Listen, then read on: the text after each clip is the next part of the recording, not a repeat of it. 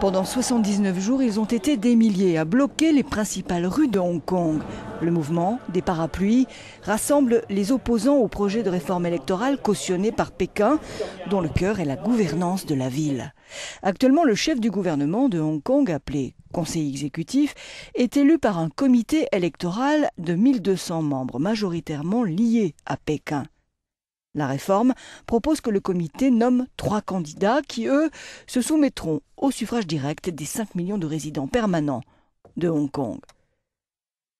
Pour les contestataires, ce filtrage est une fausse démocratie.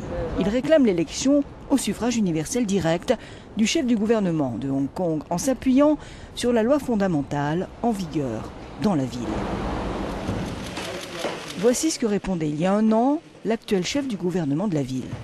Le gouvernement de la région administrative spéciale de Hong Kong, disait-il, ne peut rien entreprendre qui ne soit dans la loi fondamentale. La politique, c'est l'art du possible.